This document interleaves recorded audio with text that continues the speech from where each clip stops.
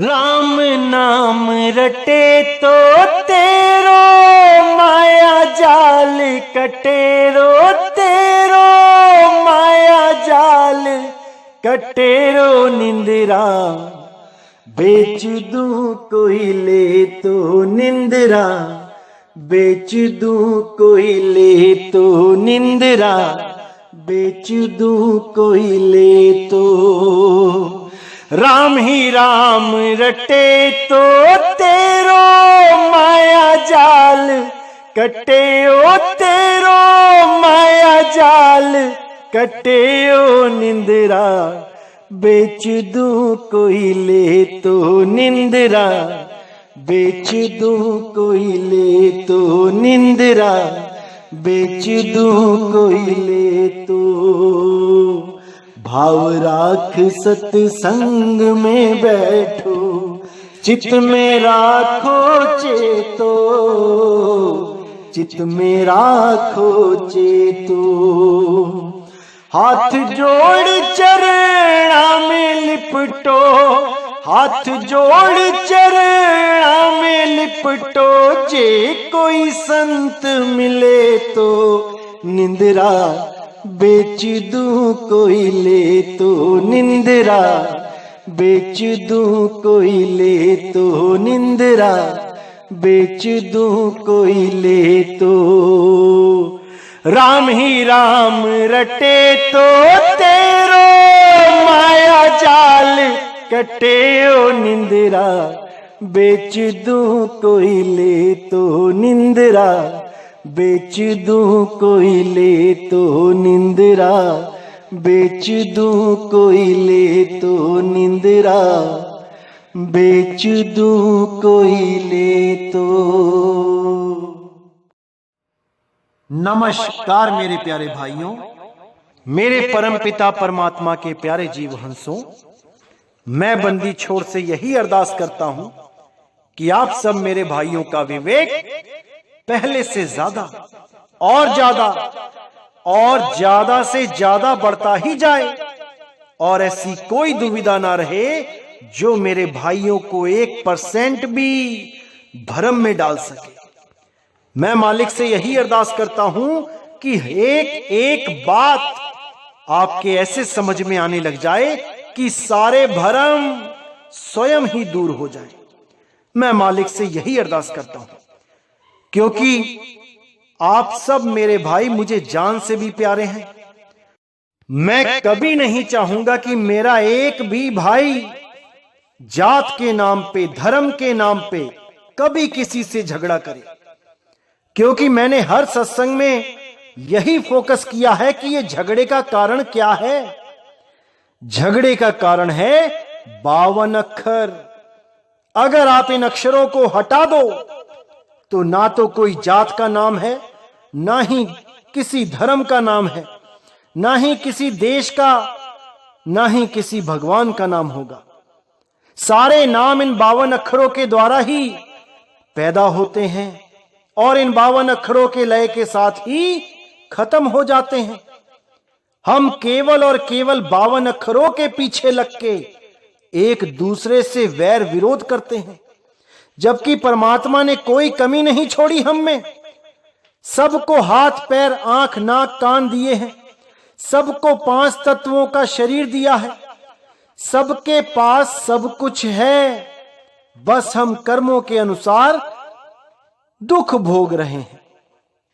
किसी का हाथ कटा है तो उसके कर्मों के अनुसार, किसी की आंख नहीं है तो उसके कर्मों के कारण, अन्यथा हम में कोई भेदभाव नहीं रखा गया है। अगर किसी ने भेदभाव किया है तो वो केवल और केवल 52 अक्षरों की वजह से। मैं ब्राह्मण हूं, मैं राजपूत हूं, मैं शूद्र हूं, मैं वैश्य हूं, ये सब 52 अक्षरों का खेल है। ये काखा गा, ये पाफा बा ABC, ये ऊड़ा एड़ा इड़ी, अलिफ बे ते पे, ये सब हटा दो। इन 52 अक्षरों को हटा दो। अब क्या बचा? अब केवल आप और हम बचे। अब कोई नाम नहीं बचा कि मेरा नाम क्या और तुम्हारा नाम क्या। सारे नाम इन 52 अक्षरों से ही पैदा हुए और 52 अक्षरों को हटाने पर ही सारे नाम भी खत्म हो गए। इसीलिए साहिब ने बार बार समझाने की कोशिश करी कि 52 के जंजाल में फंस गया ये संसार, सिमरन 52 का करे कैसे लागे पार। 52 आखर जी भी आधारा, आदि अक्षर जीभ्या से न्यारा। 52 अक्षर लोक त्रय, सब कुछ इन्हीं माही। ये आखर खिर जाएंगे, वो आखर इनमें नहीं। समझो मेरे भाइयों, इन 52 को समझो।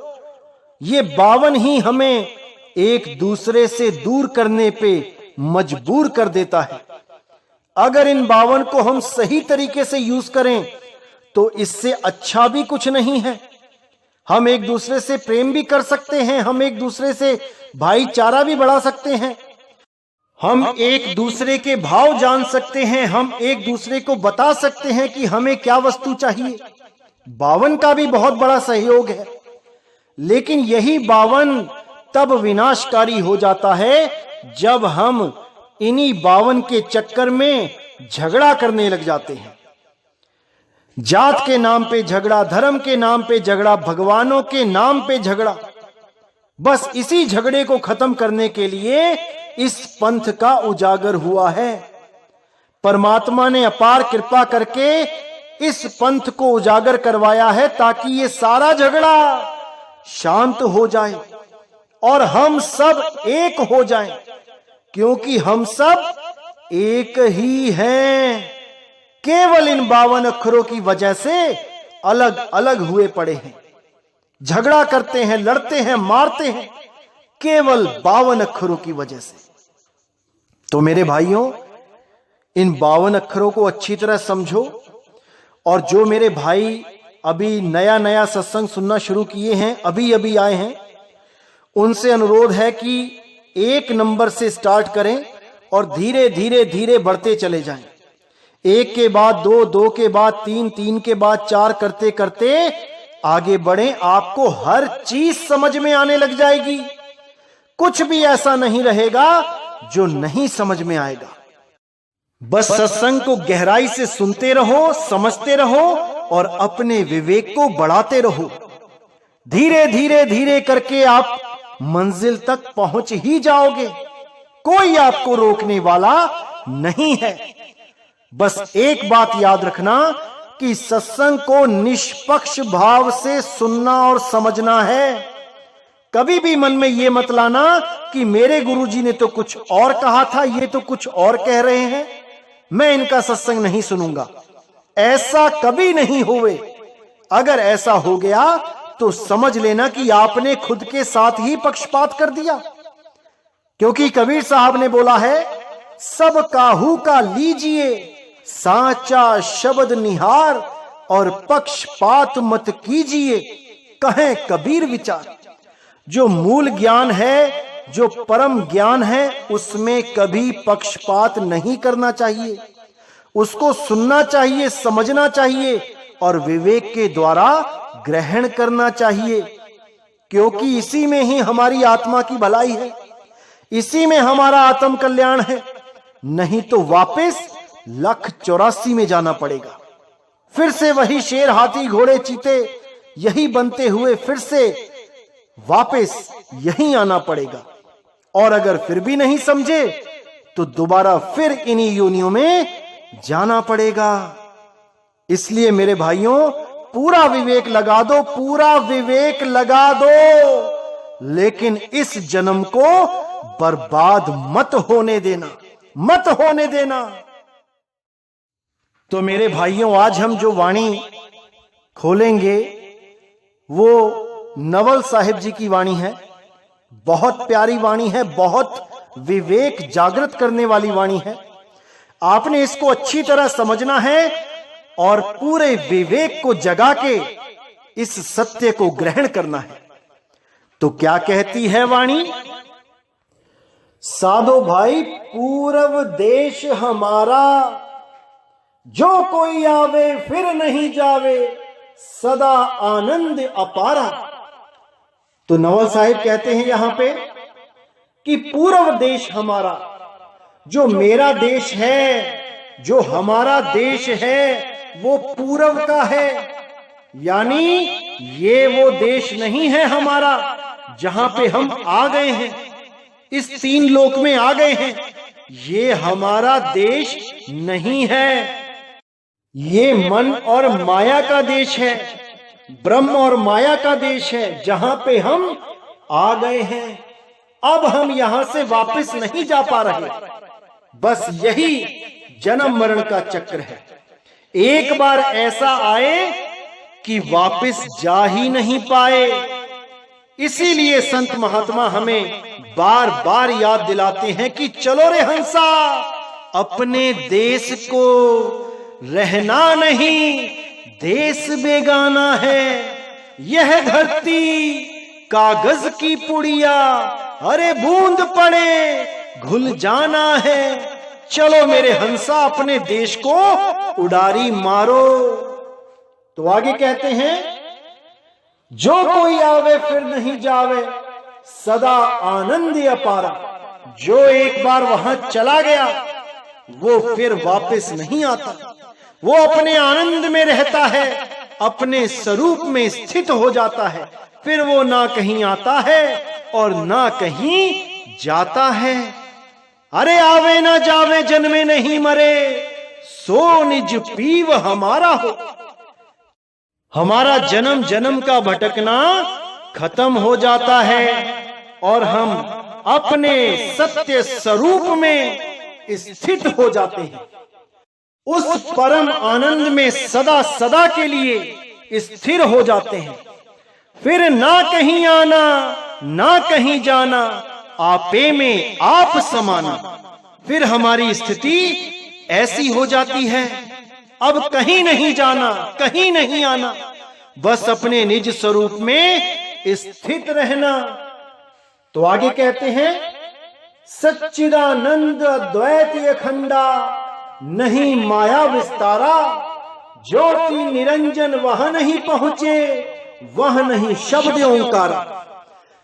यानी जिस देश की मैं बात कर रहा हूं वो सच्चिदानंद अद्वैत अखंडा, यानी वहां पे सत्य चित आनंद अवस्था में आप सदा सदा के लिए रहोगे।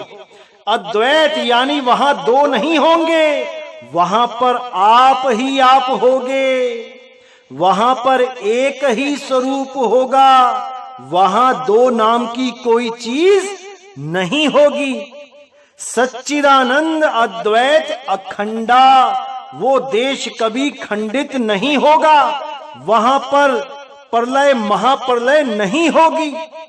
नहीं माया विस्तारा, वहां पे किसी माया का विस्तार नहीं होगा। माया का विस्तार क्या है?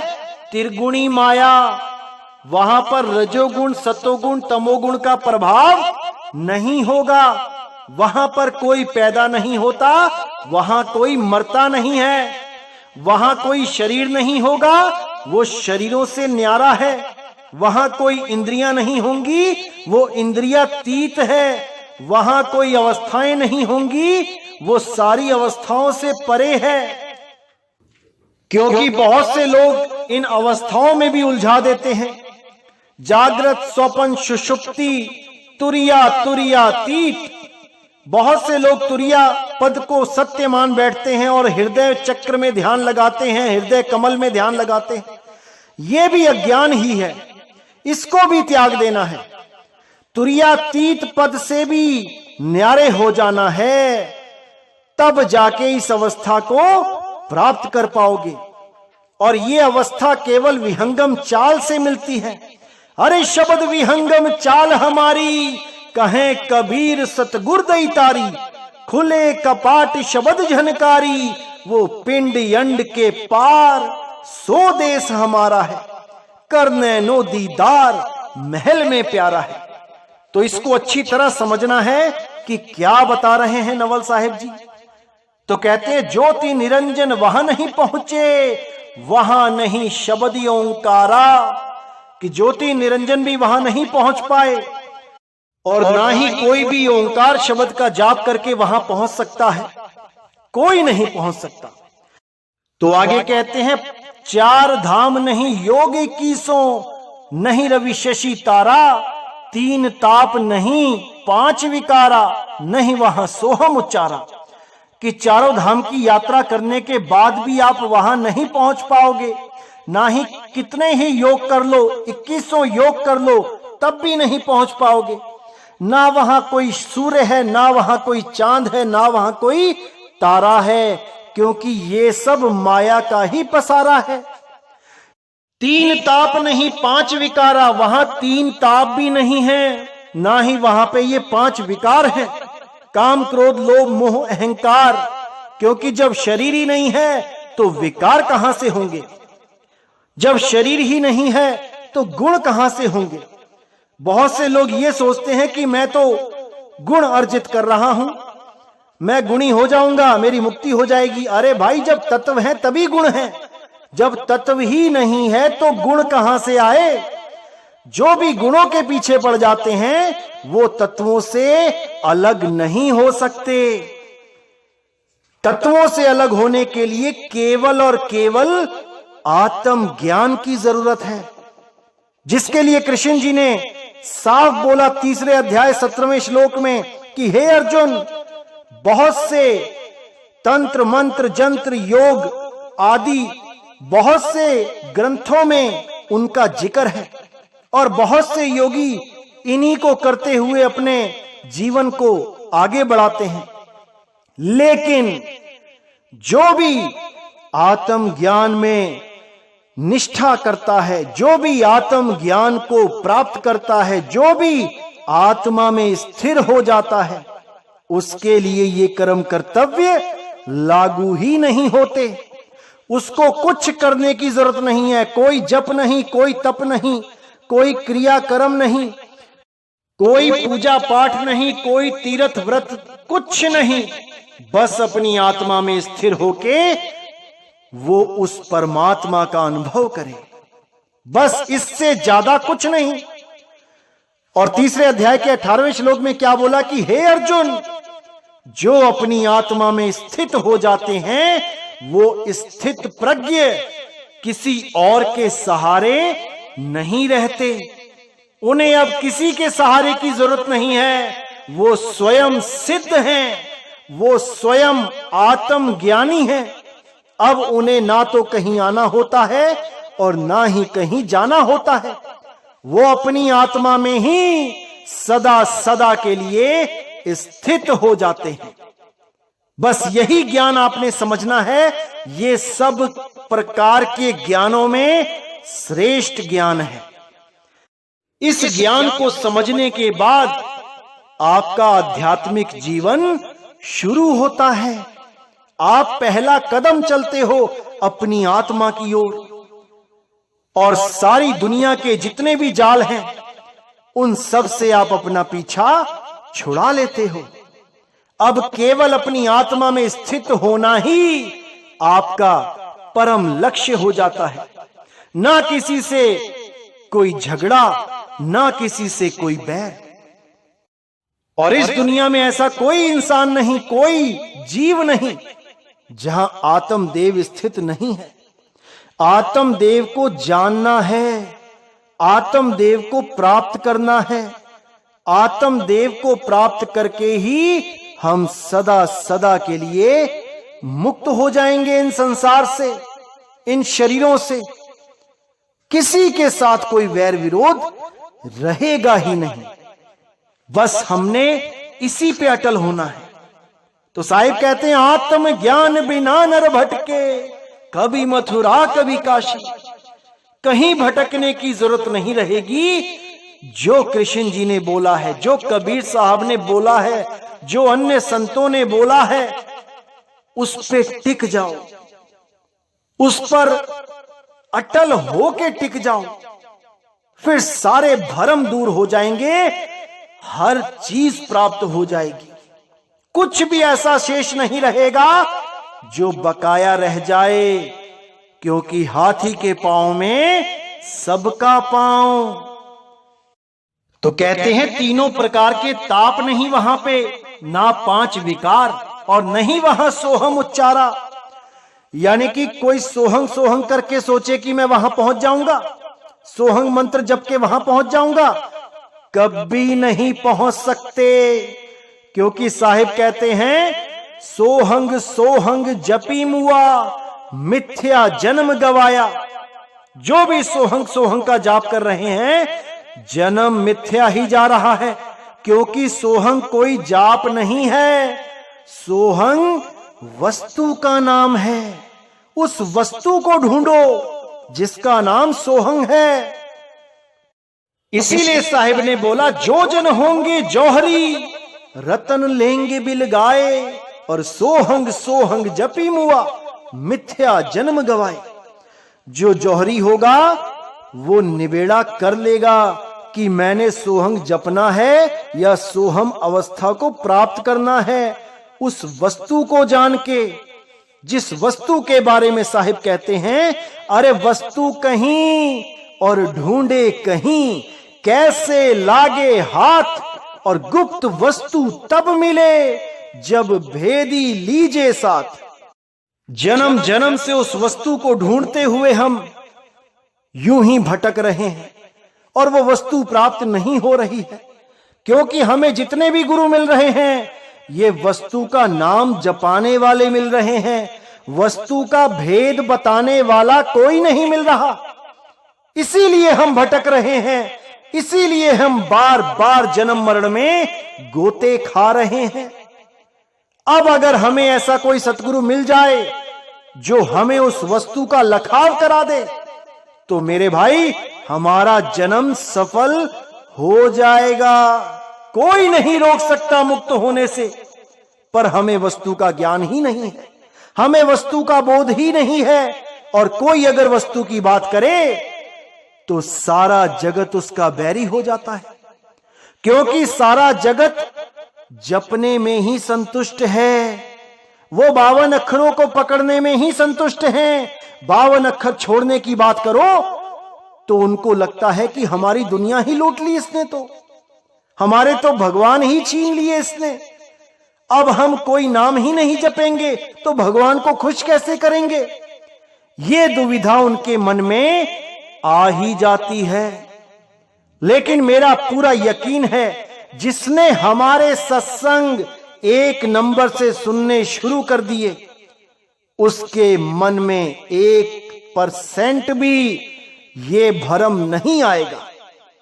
इसीलिए मैं बार बार कहता हूं कि शुरू से शुरुआत करो और धीरे धीरे धीरे आगे बढ़ते जाओ। और एक दिन ऐसा आएगा जब आप पूर्ण विवेकी हो जाओगे, उसके बाद आपको कोई भ्रमित नहीं कर सकता। मैं बस उस दिन का इंतजार कर रहा हूं जब परमात्मा के सारे जीव एक साथ एक झंडे के नीचे खड़े होके सतनाम का जयकारा लगाएंगे।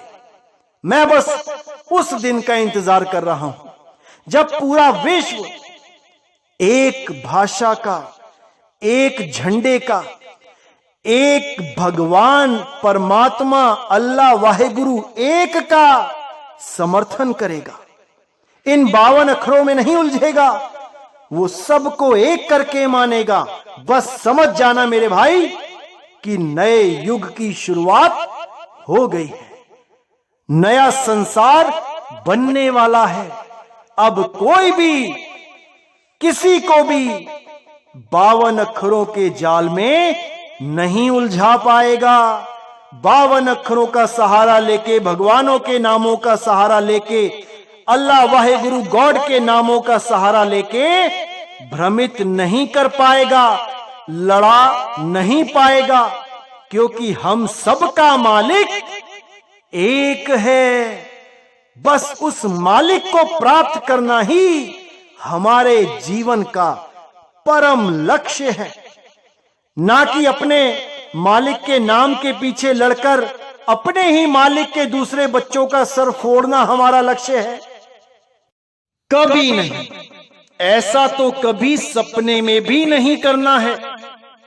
हम सबने एक दूसरे से प्रेम करना है, पूरे विश्व से प्रेम करना है। क्योंकि हमारे तो संस्कार ही यही हैं। वसुधैव कुटुंबकम, पूरा विश्व मेरा परिवार है, कोई बेगाना नहीं है, कोई पराया नहीं है। सब में वो आत्मदेव विराजमान है, सब में वो शक्ति विराजमान है, बस उसको पहचानना है। क्योंकि मन भी सब में विराजमान है। मन के भी कहे चल पड़ते हैं बहुत से लोग, हमने उनको भी पहचान लेना है। दोनों की पहचान करनी है, कौन असत्य के रास्ते पे चल रहा है और कौन सत्य के रास्ते पे। लेकिन आत्मदेव सब में विराजमान है। जो गलत रास्ते पे चलता है हमें उसे समझाना चाहिए, उसे हमें सही राह दिखानी चाहिए, ताकि वो भी अज्ञान को छोड़ के सत्य ज्ञान की तरफ चल पड़े और अपना जन्म सफल करे। किसी से कोई झगड़ा, कोई बैर नहीं रखना है। सब मालिक के जीव हैं, सब अपने ही भाई हैं। तो आगे कहते हैं, मंदिर मस्जिद काजी न पंडित, आश्रम वर्ण न उच्चारा, राम रहीम कुरान न कलमा, नहीं वहां पुराण 18। तो यहां साफ क्लियर कर दिया कि मंदिर मस्जिद काजी न पंडित किसी की जरूरत नहीं पड़ेगी। आत्म ज्ञान में आ गए, अब किसी की जरूरत नहीं पड़ेगी। इसका मतलब यह नहीं कि मंदिर मस्जिद जाना गलत है, बिल्कुल नहीं। मंदिर मस्जिद में जाके आपने ज्ञान अर्जित करना है कि वहां पर किस लेवल का ज्ञान मिल रहा है। वहां पर जिस भी लेवल का ज्ञान मिल रहा है उसको आपने अच्छी तरह समझना है, तभी आप आगे बढ़ पाओगे। अगर आप छोटी क्लासों में नहीं गए होते तो आज 10वीं 12वीं कॉलेज तक नहीं पहुंच पाते। इसी प्रकार वेद पुराण गीता भागवत बाइबल इन सब ग्रंथों में जो सार छुपा हुआ है, उस सार को समझने के लिए हमें पहले मंदिर मस्जिद गुरुद्वारों में जाना ही पड़ता है। वहीं से हमारे अंदर परमात्मा से प्रेम की ज्योत जगती है। हम वहीं से ही अपने आप को मालिक के आगे सरेंडर करते हैं और हम धीरे धीरे धीरे धीरे उस अवस्था को प्राप्त करते ही जाते हैं जहां पर जाके, जहां पहुंच के हमें अपने ही ग्रंथों का सार समझ में आने लग जाए।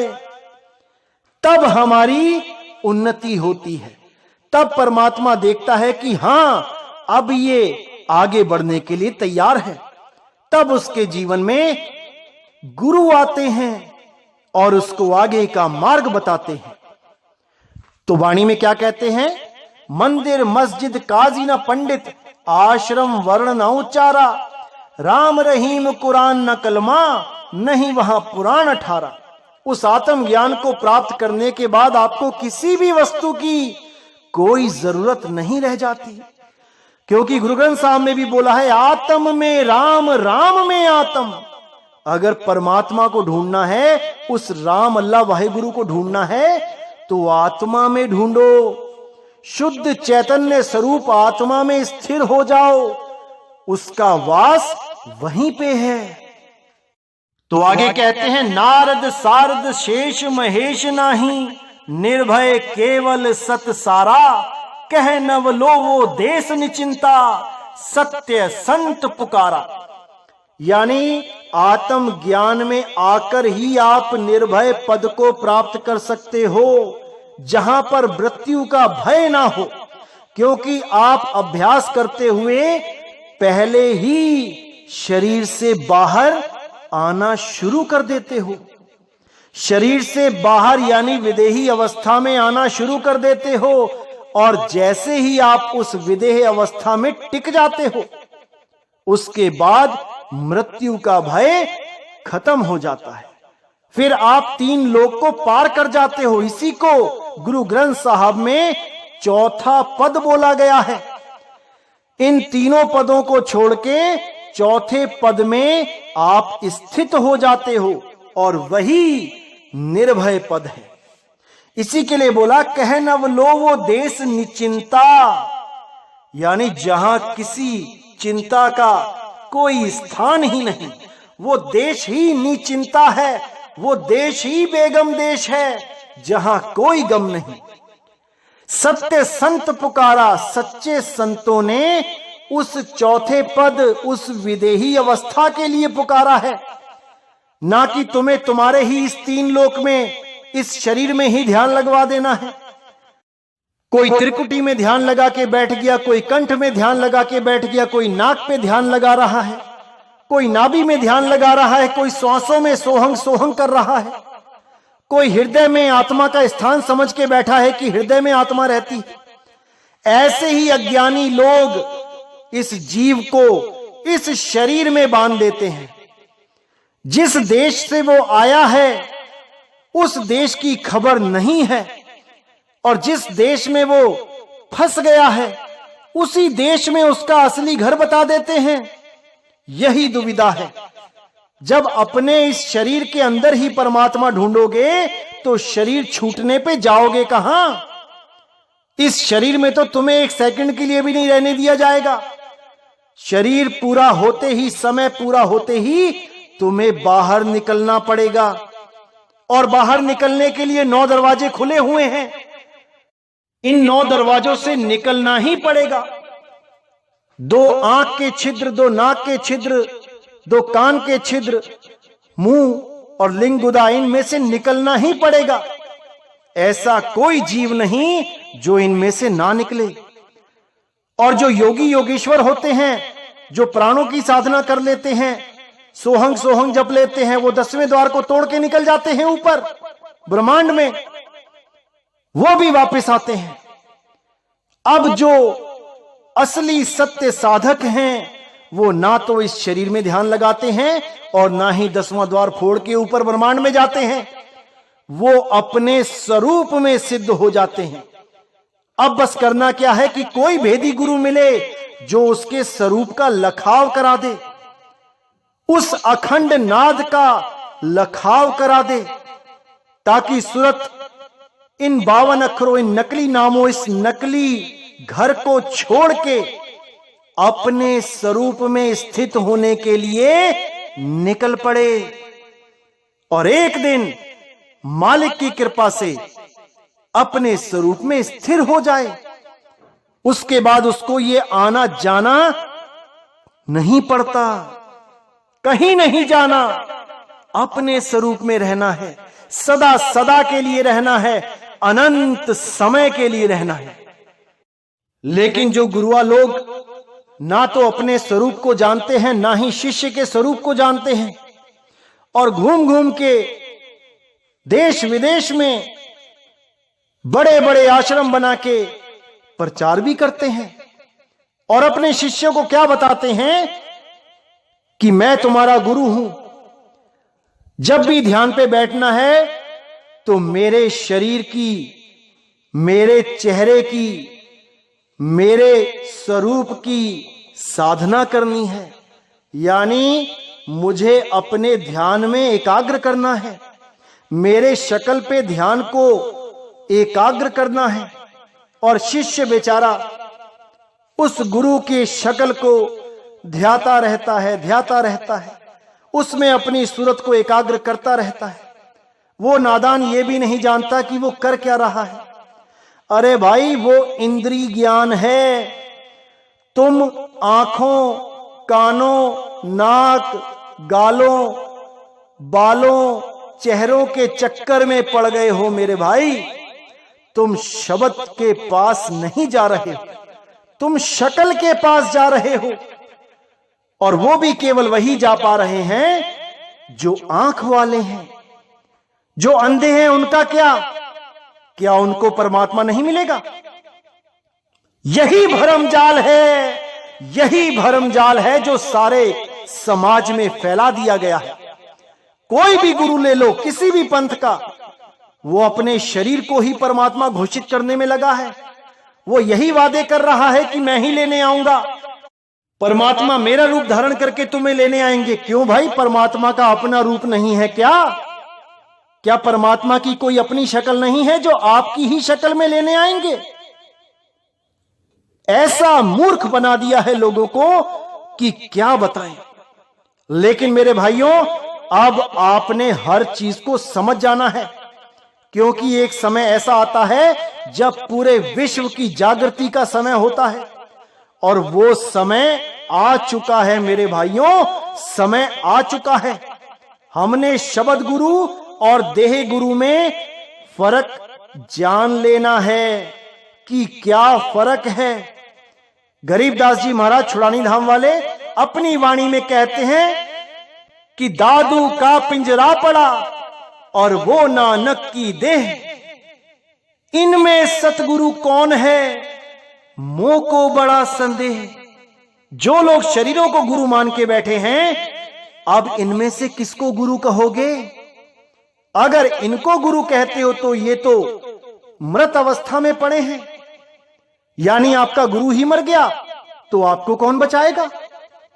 इसीलिए नानक साहब ने कहा है कि उसको सिमरो जो कभी नहीं मरता, उसको जानो जो कभी पैदा भी नहीं होता, वो सदा सदा से है और सदा सदा रहेगा। केवल हमने उसके बारे में अच्छे से समझ लेना है, क्योंकि जब तक आपने समझा नहीं तब तक आप उस रास्ते पे चल पाओगे नहीं। पूरे विश्वास के साथ तो तभी चल पाओगे जब अच्छी तरह सत्य सत्य को समझ जाओगे।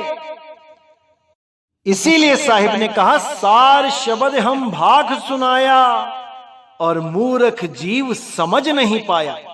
सार शब्द की महिमा तो मैंने भाग के सुना दी, लेकिन ये मूर्ख जीव उस महिमा को समझ ही नहीं पाया।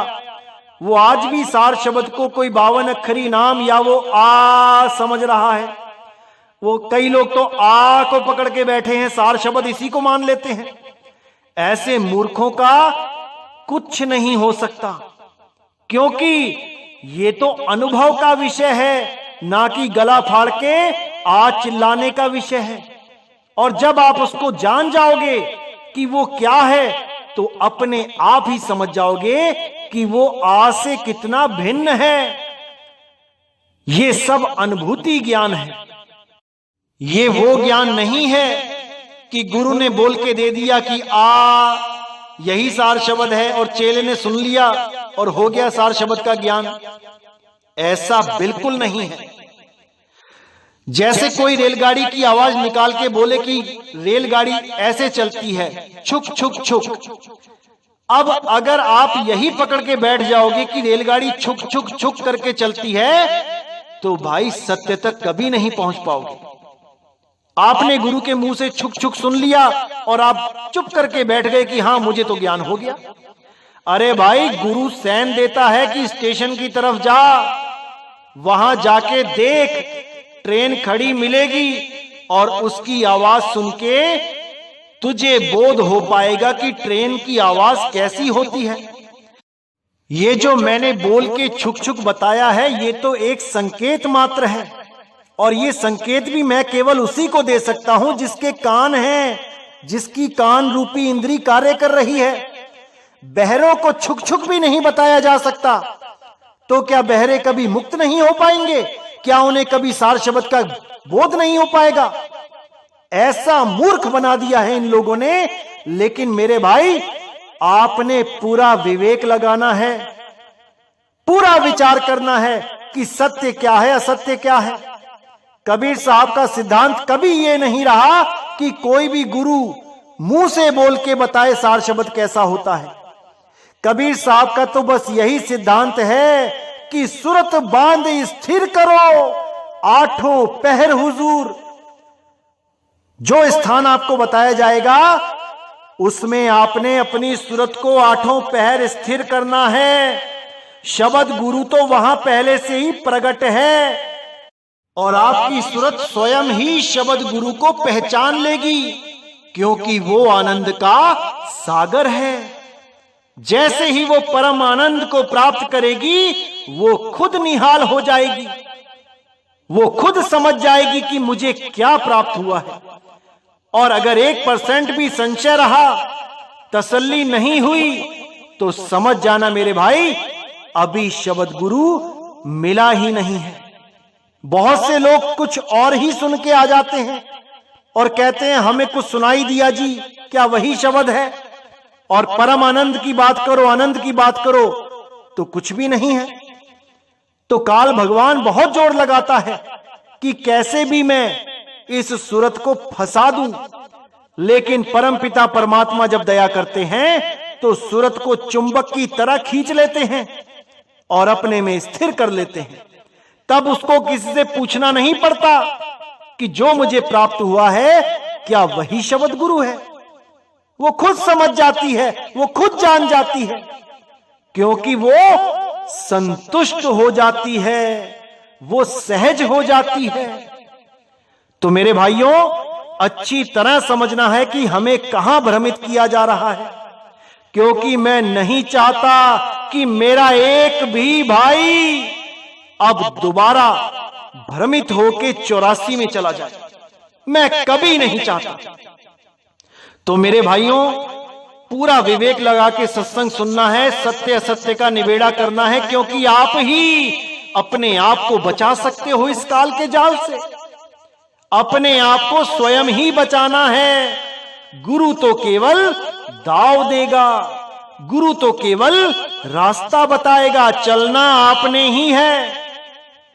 तो मेरे भाइयों, पूरा विवेक लगा दो, जितना है लगा दो, लेकिन ये बाजी हारनी नहीं है, क्योंकि भ्रमित करने वाले बहुत बैठे हैं। बहुत से बोलेंगे आपको कितना टाइम हो गया नाम लिए, आप कहोगे जी 1 साल हो गया, 2 साल हो गया, 3 साल हो गए, अभी तक शब्द गुरु प्रकट नहीं हुआ। इसी का फायदा उठा के वो सामने जो भ्रमित करने वाले बैठे हैं वो क्या बोलेंगे कि हमारे पास आ जाओ, 5 सेकंड में शब्द गुरु प्रकट करवा देंगे, 2 सेकंड में परमात्मा तक पहुंचा देंगे। और जब आप वहां जाओगे, उनसे नाम दीक्षा लोगे और बोलोगे जी कुछ हुआ तो है नहीं, तो कहेंगे अभी तुम्हारा मन शुद्ध नहीं है, जाओ इस नाम का सिमरन करो, पहले मन शुद्ध करो, फिर 5 सेकंड में तुम्हें सार शब्द का लखाव करेंगे। ऐसे भी बहुत से बैठे हैं, लेकिन आपने अपने विवेक को जगा के रखना है। साहिब कहते हैं धीरे धीरे रे मना, धीरे सब कुछ होए, माली सींचे 100 घड़ा, ऋतु आए फल होए।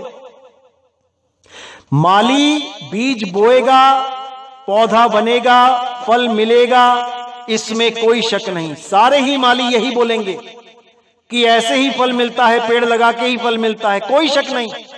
लेकिन अगर कोई माली ये कहने लग जाए कि आज ही बीज बोवो, आज ही पानी डालो, आज ही फल मिल जाएगा, तो समझ जाना मेरे भाइयों कि आपको भ्रमित किया जा रहा है, आपको आकर्षित किया जा रहा है, लालच दिया जा रहा है, और ये लालच ही आपको जन्म मरण में फंसा देगा, क्योंकि वो सही साधना नहीं दे पाते। घुमा फिरा के फिर इसी श्वासों में, इसी शरीर में, इसी हृदय कमल में, इसी नाभि में, इसी त्रिकुटी में उलझा देते हैं। कोई प्रकाश में उलझा देगा कि प्रकाश दिखाई देगा, वही परमात्मा है, वही सार शब्द है। बहुत से लोग बैठे हैं मेरे भाइयों जाल लेके, लेकिन आपने इन जाल में नहीं फंसना है। आपके अपने स्वरूप के अलावा सब झूठ है, आपका स्वरूप ही सत्य है। अपने ही स्वरूप को जानना है, नहीं तो उस कुत्ते की तरह हाल हो जाएगा जो अपना ही चेहरा देख के शीशे में दिन रात भौंकता है, क्योंकि वो अपने स्वरूप को नहीं जानता, अपने प्रतिबिंब को सत्य मानने लग जाता है। तभी साहिब ने बोला, जैसे स्वान कांच मंदिर में भरमते भूख मरेओ, ऐसे नहीं भरमना है। अपने स्वरूप को जानो, अपने शब्द को जानो, अपनी आवाज को पहचानो कि मेरी आवाज क्या है। जब आप अपने नाम को पहचान जाओगे तो बाबा नानक की तरह गाओगे, कोई नाओ न जाने मेरा, कोई नाओ न जाने मेरा, कोई नाओ न जाने मेरा, कोई नाओ न जाने मेरा। कहो नानक ये तेरी वड्याई, कहो नानक ये तेरी वड्याई। नाओ न जाने मेरा, कोई नाओ न जाने मेरा, कोई नाओ न जाने मेरा, कोई नाओ न जाने मेरा। तो इसी के साथ मेरे भाइयों मैं अपनी वाणी को विराम देता हूं और अगला सत्संग बहुत जल्दी आएगा और आपके सारे भ्रम को तोड़ के रख देगा, क्योंकि मैं बस यही चाहता हूं कि मेरे सब भाई सत्य असत्य का निर्णय करना सीख जाएं, ताकि वो सेल्फ डिपेंड हो जाएं। क्योंकि सेल्फ डिपेंड होंगे तो आपका गुरु हमेशा आपके साथ रहेगा। आपको किसी बैसाखियों की जरूरत नहीं पड़ेगी। इसी को आत्मनिर्भरता कहते हैं। आत्मनिर्भर हो जाओ, स्वयं सिद्ध हो जाओ, फिर आपको कोई नहीं रोक सकता। लेकिन ये आप कब हो पाओगे? जब भेदी गुरु से पूर्ण ज्ञान प्राप्त करके साधना में लीन रहोगे, 24 घंटे उस मालिक को याद करोगे, सारी दुनिया के कार्य करते हुए भी। ऐसा नहीं है कि काम धाम छोड़ के आप किसी जंगल में जाओगे तो परमात्मा मिलेगा, ऐसा नहीं है। हृदय नाम ते आओ, कर बैठे प्रभु पाओ। तो मेरे भाइयों, हर चीज को समझना है, हर चीज पे विचार करना है, क्योंकि इंसानी जन्म बार बार नहीं मिलता। तो इसी के साथ मैं वाणी पे विराम देता हूं। बोलिए सतगुरु बंदी छोड़ सतगुरु सत्य कबीर साहिब की सदा ही जय हो, सदा ही जय हो। मेरे मालिक की साहिब बंदगी सतना।